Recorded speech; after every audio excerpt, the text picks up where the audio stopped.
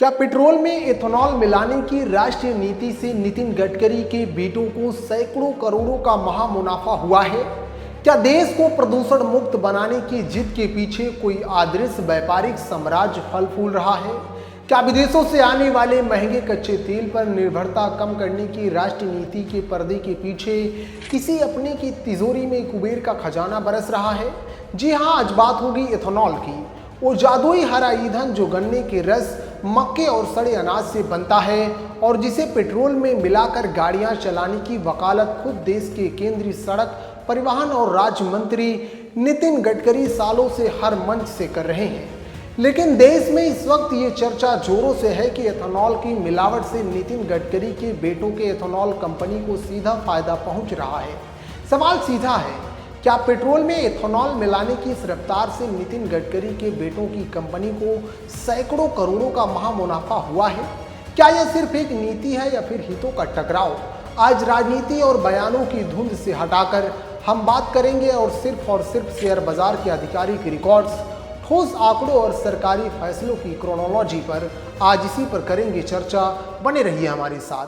इस जांच पड़ताल में आगे बढ़ने से पहले 3 सवाल अपने दिमाग में लॉक कर लीजिए। पहला सवाल, जो नीति आयोग साल 2030 तक 20% एथेनॉल ब्लेंडिंग E20 का लक्ष्य लेकर चल रहा था, अचानक सरकार ने उस समय सीमा को घटाकर 2026 क्यों कर दिया? दूसरा सवाल, जो कंपनी सालों तक गुमनाम थी वो एथेनॉल क्रांति शुरू होते ही रातों रात 2000 करोड़ से बड़ी कैसे बन गई? तीसरा सवाल, क्या यह महज एक इत्तेफाक है कि जब पिता कैबिनेट में बैठकर एथेनॉल के नियम कड़े कर रहे थे, ठीक उसी वक्त बेटों के प्लांट एथेनॉल उगलने के लिए तैयार खड़े थे?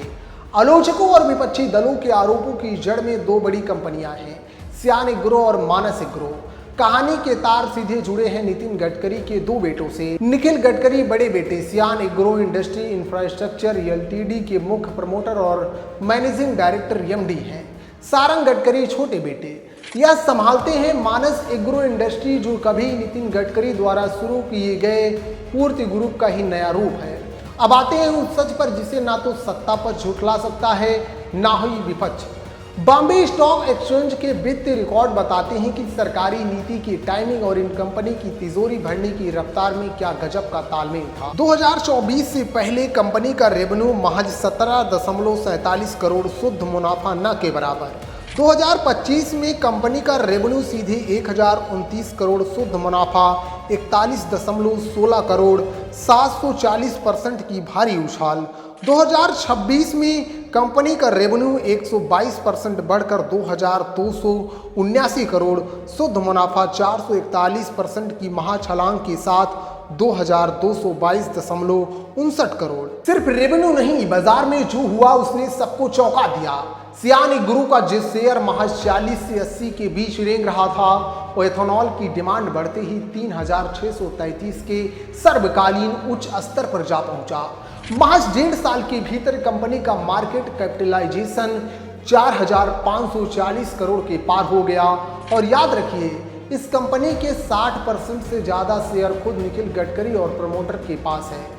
विपक्ष का सीधा आरोप है कि इसे कॉरपोरेट की भाषा में पॉलिसी ड्रिवन प्रॉफिट कहते हैं, यानी नियम ऐसे बनाओ कि बाजार में एथेनॉल की भारी शॉर्टेज हो जाए और उसका फायदा सीधा घर की कंपनी को मिले।